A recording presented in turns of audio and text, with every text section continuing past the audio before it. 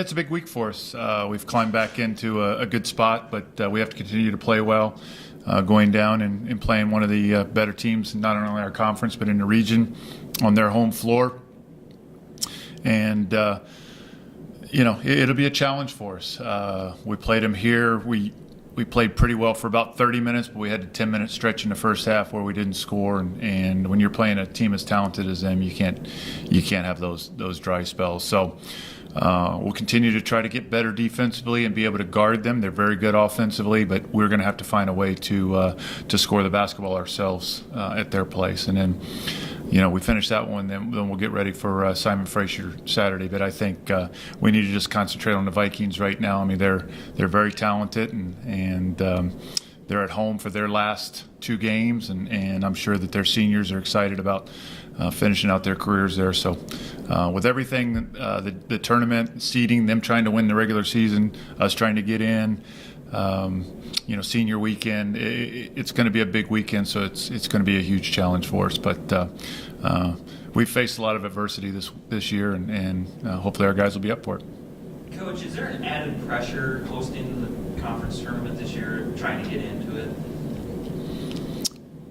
I don't think so. I mean, yes, you want to get in it. You don't want other teams coming to play here, but I don't think it adds anymore because you want to get in the tournament every year. That's what gives you a chance to earn an automatic bid to the tournament. With us, we've had so many other things to concentrate on, changing lineups, kids in and out of the lineup, injuries here, injuries there. We've had plenty to concentrate on other than the fact that we're hosting the tournament and we want to get in. I mean, we don't talk about it as a team other than the fact that, hey, we want to be in it, and we don't want other team. We don't want six other teams coming in here. We want to be one of the teams, and we talked the other night about, yes, it was senior night Saturday night, but we can earn our seniors another game on their home floor if we can take care of business over these last 2 weeks. And so that's to the extent that we've talked about it, just trying to earn ourselves another game. Coach, when you look at this team, game to game, it's different people step up, defense steps up. Every game is kind of different on what gets done for a win. Is that kind of indicative of how this team is and how this season has gone for the program? Well, I think as a coach, one of the things that you need to do is be flexible and figure out a way to give your team the best chance to be successful that day. With us going with one set starting lineup every game, I don't think is conducive to us winning all the time. I think that we have different kids with strengths and weaknesses that lend themselves to different opponents.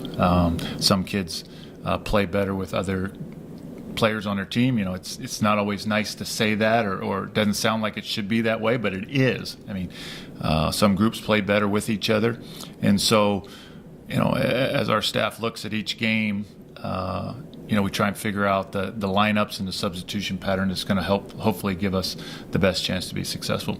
And basically sometimes it's you might bring somebody off the bench even though they might be a starter because you don't want to take a chance on them getting in foul trouble maybe in the first 2 or 3 minutes. But I think people will notice that even when we've changed starting lineups, the main guys are still playing the same amount of minutes, and that's what's most important, I think. Not when they're playing the minutes, but if you're averaging 30 minutes a game, you get 30 minutes a game. Nothing's really changed other than the fact that you're not going out there when you're announcing the starters.